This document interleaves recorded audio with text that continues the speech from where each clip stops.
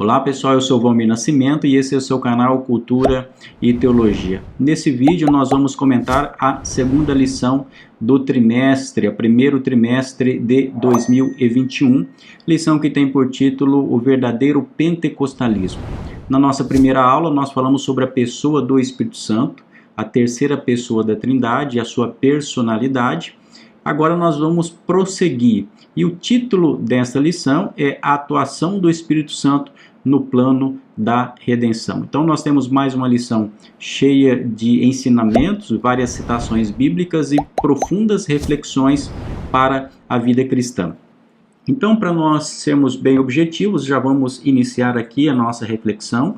O texto áureo dessa lição diz o seguinte: Assim, pois, as igrejas em toda a Judéia e Galiléia e Samaria tinham paz e eram edificadas e se multiplicavam, andando no temor do Senhor e na consolação do Espírito Santo. Essa passagem está em Atos capítulo 9 e o versículo 31.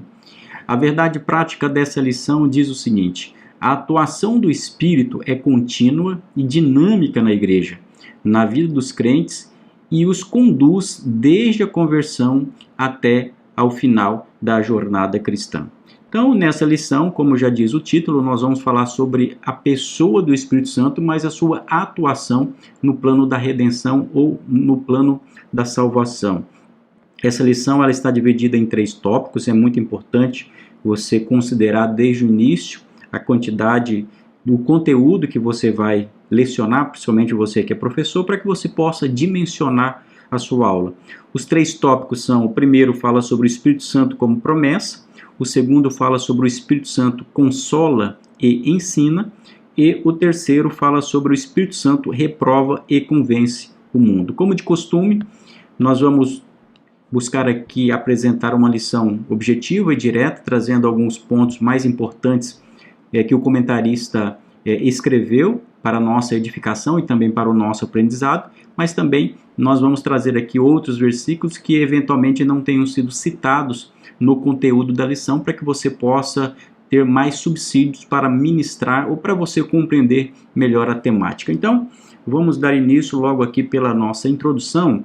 Nessa lição nós estudaremos sobre o papel do Espírito Santo na salvação.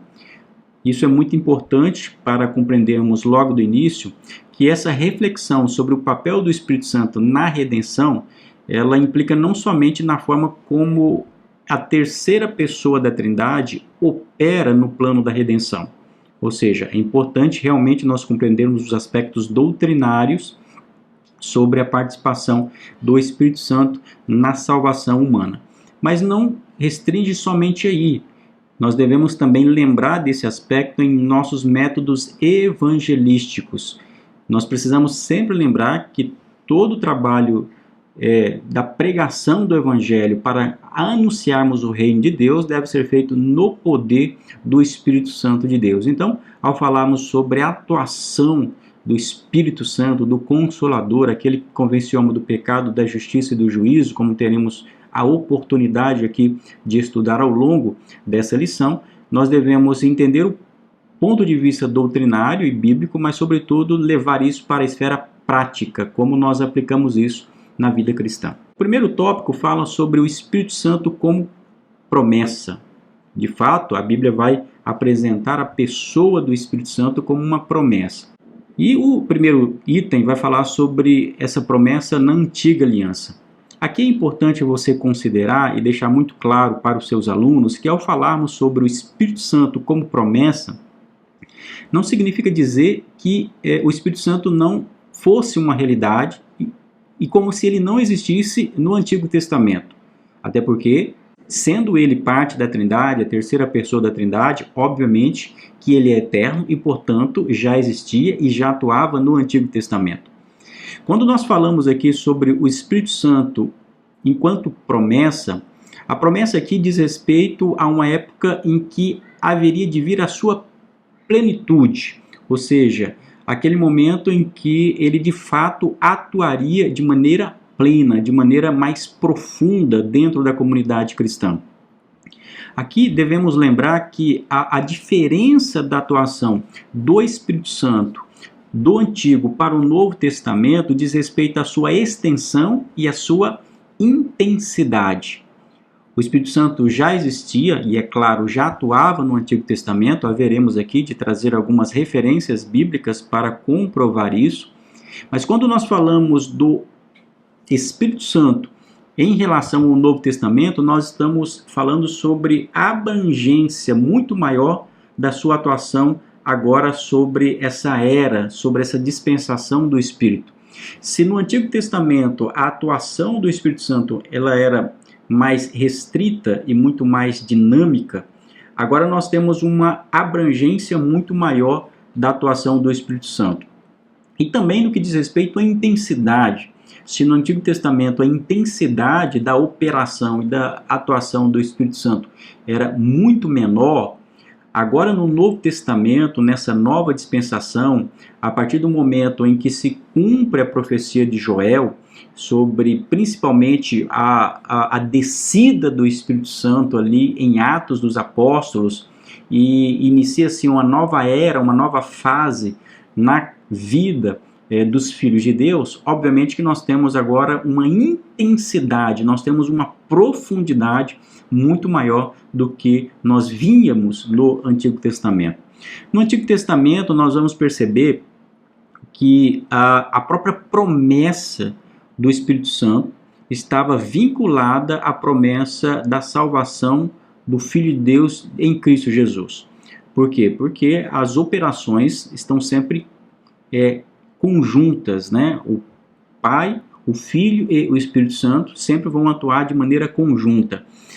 E nesse sentido, a promessa do Espírito Santo também está vinculada à promessa da vinda do Filho de Deus, como Messias, como o Salvador da humanidade. Nesse sentido, nós podemos ver, e o comentarista destaca isso muito bem, que no Antigo Testamento a promessa messiânica é acompanhada da promessa do Espírito. Nós podemos ver isso lá em Isaías, no capítulo 32, versículo 15, capítulo 42, versículo 1 e versículo 2, e também lá em Isaías, no capítulo 61 e no versículo 1. Vejamos agora Isaías, capítulo 61, versículo 1, que diz assim: O Espírito do Senhor Jeová está sobre mim, porque o Senhor me ungiu para pregar boas novas aos mansos, enviou-me a restaurar os contritos de coração, a proclamar liberdade aos cativos e abertura de prisão aos presos, e a apregoar o ano aceitável do Senhor e o dia da vingança do nosso Deus, a consolar todos os tristes. Olha que coisa interessante, essa passagem aqui é uma passagem profética acerca de Jesus, e ela vai se cumprir exatamente na vida de Jesus, quando ele, inclusive, ele proclama, ele lê em determinado momento do seu ministério, ele abre essa passagem, lê essa passagem, e aqui essa passagem, ao mesmo tempo em que está se referindo a ele, como sendo o Salvador, como sendo o Messias, ao mesmo tempo apresenta aqui a presença, né, do Espírito Santo. Portanto, essa passagem aqui é uma passagem profética acerca de Jesus, mas ao mesmo tempo diz respeito ao ministério do Espírito Santo sobre a vida do próprio Cristo, né? Então aqui o comentarista também disse que a salvação e a plenitude do Espírito são anunciadas de antemão no Antigo Testamento para todo o povo, como nós podemos ver em Isaías capítulo 44 e o versículo 3, e também em Joel, capítulo 2, versículos 28 e 32. Essa passagem de Joel, nós teremos a oportunidade de estudar ela com mais vagar, com mais profundidade em outras ocasiões. Mas o que nós precisamos aqui perceber é que, de fato, o Espírito Santo já é uma promessa no Antigo Testamento, para não somente fazendo parte da redenção em Cristo Jesus, mas também para a própria comunidade cristã. No Antigo Testamento nós vemos várias passagens também sobre a operação, sobre a atuação do Espírito Santo. Nós vemos a capacitação que ele dotava certas pessoas para obras específicas como profetas, né? O próprio exercício de liderança, como nós vamos ver lá em Juízes capítulo 6, versículo 34, e também em 1 Samuel capítulo 16 e versículo 13. Também algumas aptidões que o Espírito dava, né, dotava algumas pessoas para algumas atividades, inclusive artísticas. Aquela passagem bem interessante que nós temos em Êxodo, capítulo 31, em que a Bíblia vai falar sobre duas pessoas, Bezalel e Aholiabe, em que recebe da parte de Deus, da parte do Espírito Santo de Deus, uma capacitação artística para fazer todos os trabalhos manuais, artesanais necessários ali no templo, né? Trabalhos com relação aos metais preciosos, madeira e também o pano. Então, ali nós vamos perceber que não era simplesmente um dom natural que essas pessoas tinham, mas eles recebiam uma sabedoria que era concedida pelo Espírito Santo. A Bíblia fala que eles tinham uma inteligência, portanto, uma aptidão, uma habilidade que o Espírito Santo concedia a elas. O que evidencia, portanto, que esse Espírito capacitador ali no Antigo Testamento operava de forma magnífica para que a própria obra de Deus prosseguisse. E, além disso, nós vamos ver também a capacidade de liderança militar e também política, ou seja, é o Espírito Santo atuando em prol da obra de Deus em relação à capacitação das pessoas. De maneira muito mais específica, nós temos uma passagem que está em Números no capítulo 11, a partir do versículo 16, em que narra um episódio em que o Espírito Santo desce sobre os 70 anciãos. Esses anciãos eram aqueles que foram designados por Moisés para ajudá-lo na liderança da nação de Israel. A partir do versículo 25 diz o seguinte: Então o Senhor desceu na nuvem e lhes falou, e tirando do Espírito que estava sobre ele, o pôs sobre aqueles 70 anciãos. E aconteceu que, quando o Espírito repousou sobre eles, profetizaram, mas depois nunca mais. O que fica evidente aqui é que eles receberam o Espírito Santo de Deus e profetizaram de maneira esporádica. A Bíblia diz aqui que eles nunca mais fizeram isso.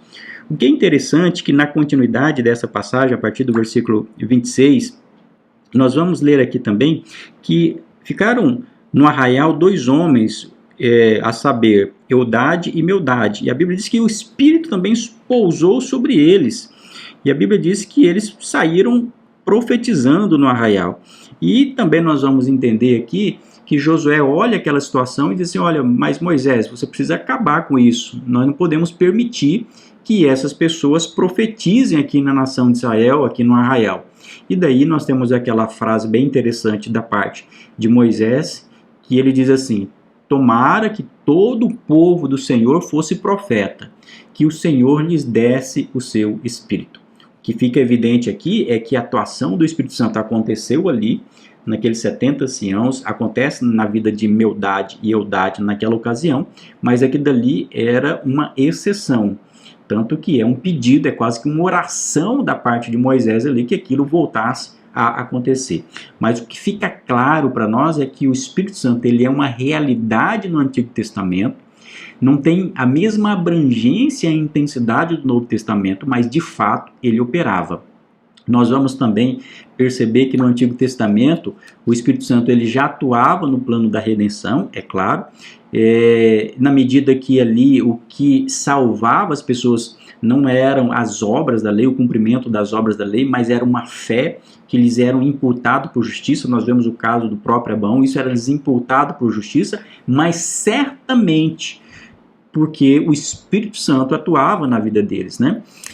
Tanto é assim que era importante, era vital que houvesse essa compreensão da parte da nação de Israel, ou seja, era vital que eles entendessem acerca da atuação do Espírito Santo, né, conduzindo a nação de Israel, amolecendo o coração deles, apontando para que eles servissem de fato ao Deus verdadeiro. Porque nós vamos ver uma passagem bem interessante que está lá em João no capítulo 13, que é aquela ocasião em que Jesus conversa com Nicodemos e ao falar sobre um novo nascimento, ao falar sobre a necessidade do homem nascer da água e do Espírito, Nicodemos ele não compreende aquilo que estava sendo dito por parte do Senhor. E Jesus diz da seguinte maneira para ele lá em João capítulo 3, versículo 3: digo-lhes a verdade, ninguém pode ver o reino de Deus se não nascer de novo. Ele diz isso de maneira muito peremptória. E depois que Nicodemos não compreende aquilo, aí Jesus diz para ele: olha, mas você é um mestre de Israel e não compreende essas coisas, o que significa dizer que mesmo na tradição judaica, essa compreensão da existência e da atuação do Espírito Santo na vida do povo era algo que era compreensível para os judeus. Naquele caso ali, Nicodemos não compreendia, é claro, plenamente aquilo, mas no mínimo deveria ser compreendido dele, já que era um mestre israelita, né? E nós temos também, em outra ocasião, Moisés diz aos israelitas, antes de entrar na terra prometida, lá em Deuteronômio, capítulo 30, e versículo 6, o seguinte: o Senhor, o seu Deus, dará um coração fiel a vocês e aos seus descendentes, para que o amem de todo o coração e de toda a alma e vivam.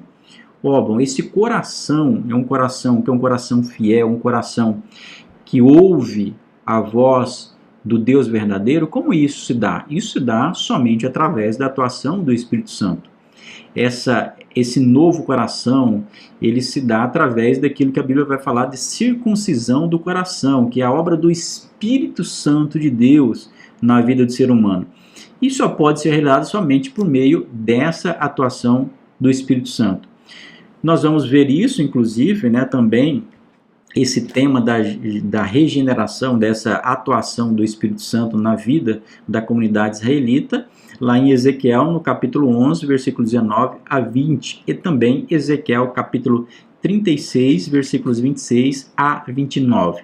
E também uma outra passagem que é importante você ter em mente, aquela que está em Salmos, número 51, versículos 10 e 11. Olha só a oração da parte do salmista, quando ele diz assim, Salmos 51, versículos 10 e 11, ele diz assim: cria em mim, ó Deus, um coração puro e renova em mim um espírito reto. Olha o pedido da parte do salmista. Aí no versículo 11 ele diz: não me lances fora da tua presença e não retires de mim o teu Espírito Santo. Então veja que era uma compreensão do salmista, a atuação, a existência, a operação desse Espírito Santo no Antigo Testamento para capacitar, para instruir, para iluminar, para amolecer o coração, para ouvir a voz do Deus de Israel, para que o povo pudesse seguir a sua lei. Então fica muito evidente no Antigo Testamento, na Antiga Aliança, que era uma promessa ao Espírito Santo.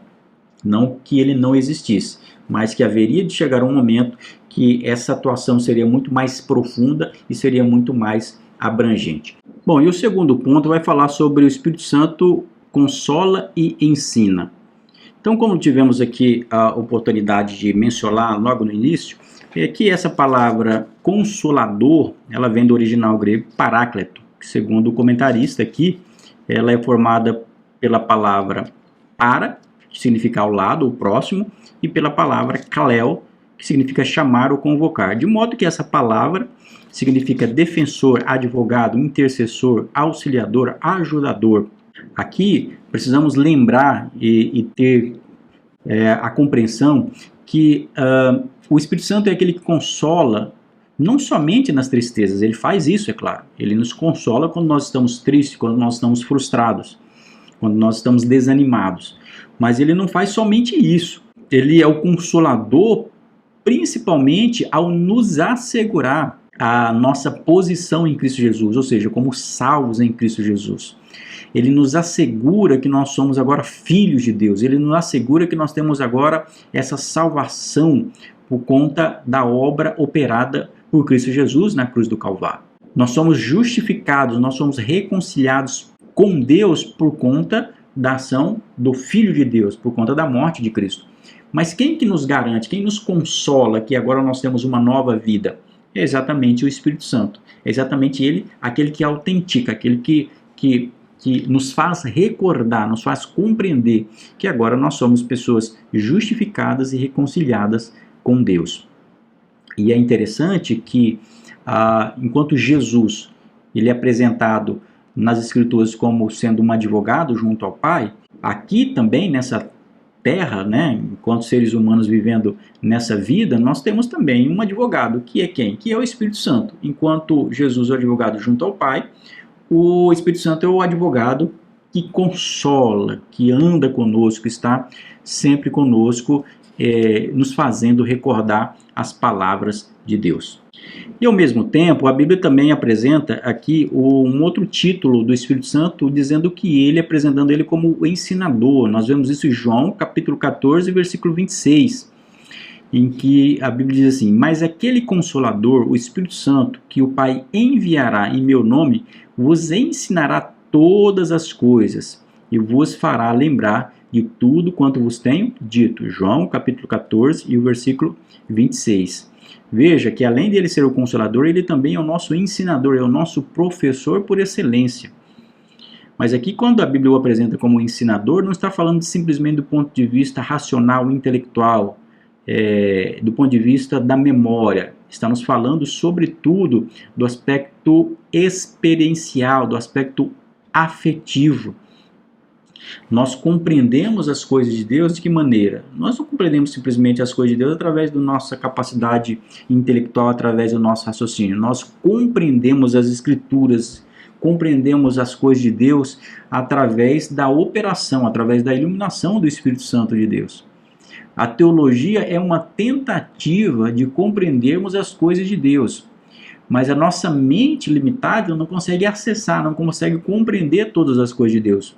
Daí a necessidade do Espírito Santo atuar como esse ensinador, aquele que nos esclarece, aquele que nos ensina as coisas sobre a realidade do próprio Deus. E não somente isso, ele é também aquele que nos faz lembrar. O Espírito Santo é aquele que nos lembra aquilo que nós ouvimos da parte de Deus e aquilo que nós estudamos da parte de Deus, aquilo que nós lemos. Ou seja, em determinadas circunstâncias que vivemos na nossa vida, de maneira natural, nós poderíamos, diante de um caso concreto, nos esquecer da aplicação de um texto bíblico. Mas a partir do momento em que o Espírito Santo está atuando na nossa vida, ele nos faz lembrar nitidamente, em determinados momentos da nossa vida, uma passagem bíblica que nos aplica àquele contexto. Eu me recordo quando aceitei Jesus e comecei a ler as Escrituras, o que ficava bem nítido na minha mente era um versículo muito claro, em que Jesus disse assim: não julgueis para não serem julgados.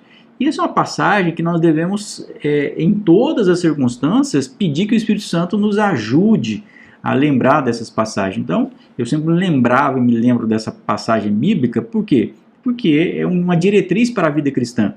Mas nós lembramos disso tão somente pela nossa capacidade de memória? Não, nós lembramos disso, e não somente dessa passagem, mas diversas outras passagens, porque é o Espírito Santo que nos lembra dessas passagens para nós termos uma vida de acordo com a vontade de Deus, uma vida espiritual, uma vida moral, uma vida ética e social, que nos ajude a testificar que nós somos filhos de Deus. Então, é nesse sentido que ele é um ensinador.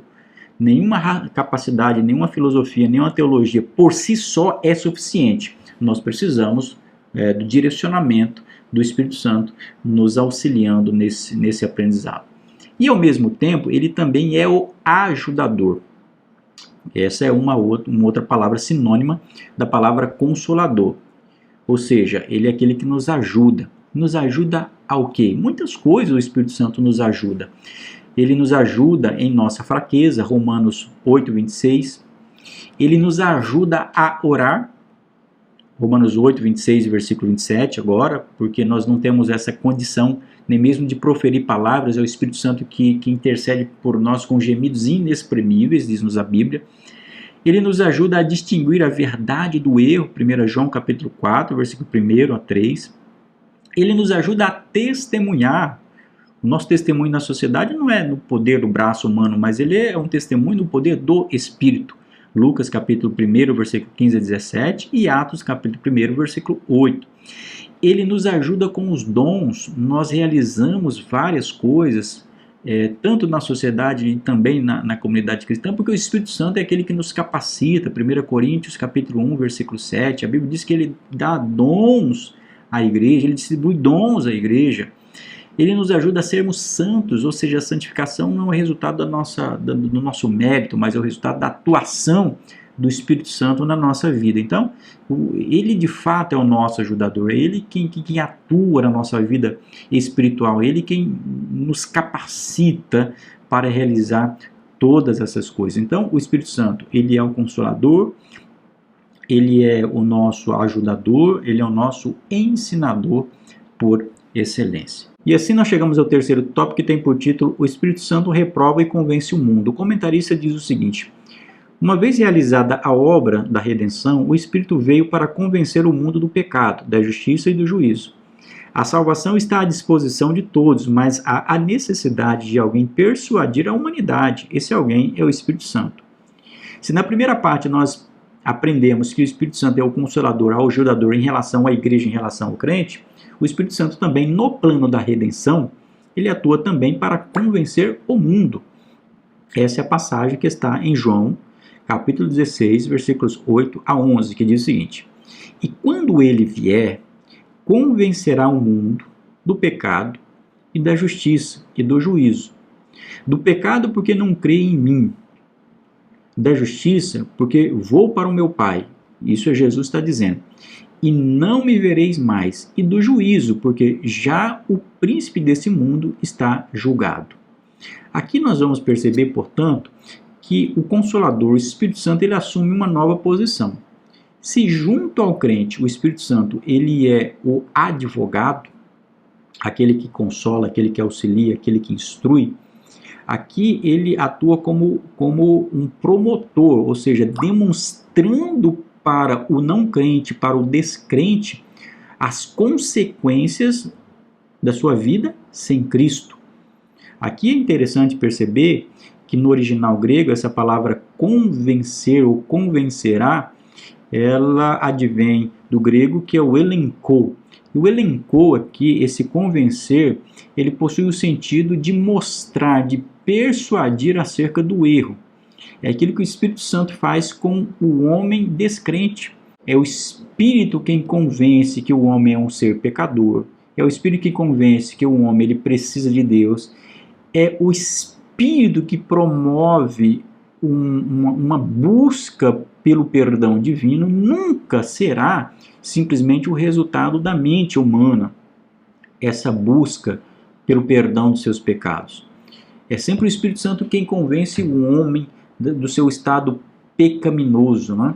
É exatamente o Espírito Santo que faz o homem caído reconhecer o seu estado deplorável, distante do Pai, e a sua miséria espiritual, e conduz o ser humano ao arrependimento, conquanto não resista à atuação desse Consolador. Aqui é interessante termos em mente que quando a Bíblia apresenta ele aqui como ele convence, essa palavra aqui é muito importante, ele persuade. O Espírito Santo, ele não atua de maneira irresistível no coração do ser humano.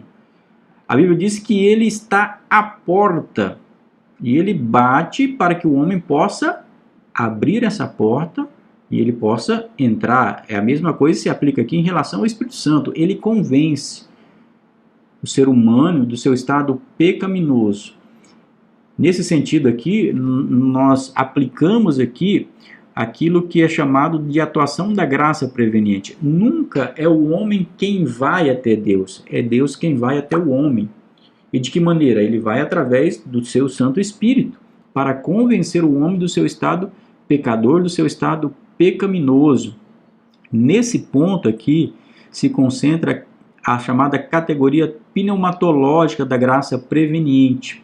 O que é graça preveniente? A graça preveniente é essa doutrina cristã que afirma que antes do homem ir até Deus, Deus vai em primeira mão atrair, vai capacitar o homem para responder ao chamado da salvação. Há várias passagens sobre isso. A Bíblia diz que primeiro ele nos amou. Em outras palavras, ele nos amou primeiro. A Bíblia diz que ele nos fez ovelhas do seu pasto. Não fomos nós que nos fizemos ovelhas do pasto dele. A Bíblia diz que foi ele que nos escolheu e não nós que o escolhemos. Mas para isso, significa que o homem também precisa não resistir a esse chamado e essa atuação da parte de Deus e deixar que essa operação se efetive. Isso significa que não dá para compreender que a atuação da graça de Deus ela é uma atuação irresistível, ela é resistível, até porque essa passagem diz aqui que ele vai convencer, e o convencimento se dá de uma maneira dialógica, de uma maneira que você leve a outra pessoa a compreender o seu estado, a aceitar a situação e deixar assim que o outro faça a sua parte. Então, a Bíblia diz aqui claramente que é ele quem convence o homem do pecado. Ele convence o homem do pecado. Aqui a Bíblia leva-nos a ter essa compreensão de que o nosso estado pecador, o nosso estado de afastamento de Deus, ele é esclarecido na mente do homem através do Espírito Santo. Mas não somente isso, ele convence o mundo da justiça. O comentarista diz o seguinte: a justiça que o Espírito Santo convence o mundo é a justiça impecável de Cristo. João 8,46. Isso porque Jesus morreu e ressuscitou dentre os mortos e está à destra de Deus intercedendo por nós. Romanos 1,4 e Hebreus 7,25. Ele voltou para o Pai e o mundo não vê, mas o Consolador continua persuadindo as pessoas da justiça de Cristo. É por meio do Espírito que todos nós chegamos à convicção de que necessitamos da salvação. O Consolador nos leva a Jesus, o nosso advogado. Temos um advogado para com o Pai, Jesus Cristo, o justo. E ele é a propiciação pelos nossos pecados, e não somente pelos nossos, mas também pelos de todo o mundo. 1 João, capítulo 2, versículo 1 e 2. O que nós vamos perceber aqui é que ele convence não somente da situação pecadora do homem, ele convence o homem do pecado, da justiça. A justiça aqui é a justiça operada em Cristo Jesus, a qual nós temos acesso através dessa graça. Isso nos mostra que na economia da Trindade, o que é a economia da Trindade? É a função que é exercida por cada uma das pessoas da Trindade.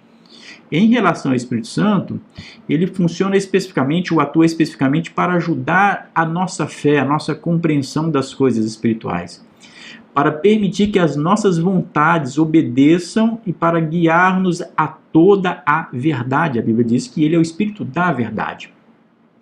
Enquanto o mundo, enquanto Satanás dirige o homem para o erro, para o pecado, para a mentira, o Espírito Santo dirige o homem para a verdade, para a justiça, para as coisas de Deus, para a salvação.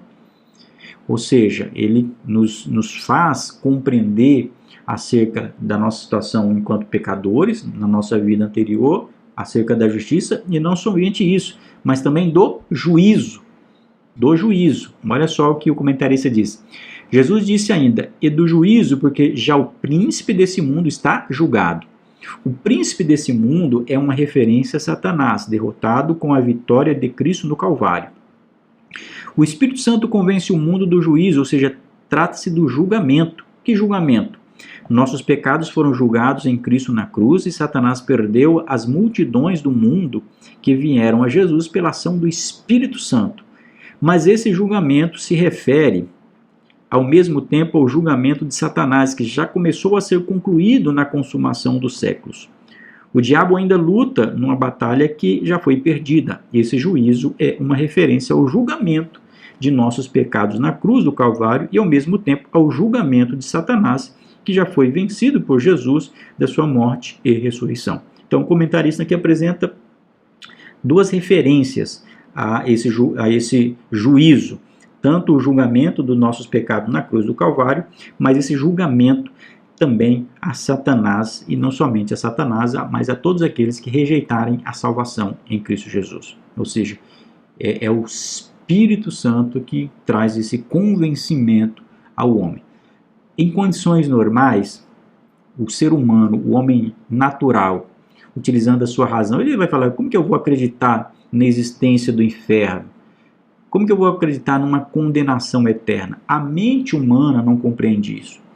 Mas como o ser humano ele tem uma alma, ele tem um espírito, e essa alma, espírito, compreende a dimensão espiritual, ou pelo menos anela a dimensão espiritual, ele sabe que a sua vida não se resume tão somente à matéria, ao ponto de vista físico. Ele sabe que existe algo além, algo que é transcendente. E ele sabe, portanto, que ao terminar essa vida aqui, quando o corpo morrer e for sepultado, o que virá depois? Quem convence, quem faz o ser humano compreender essas questões últimas da existência é o Espírito Santo.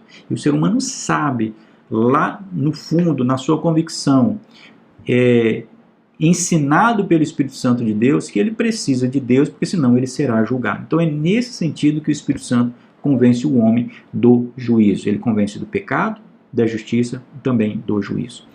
Portanto, o Espírito Santo tem um papel primordial na redenção.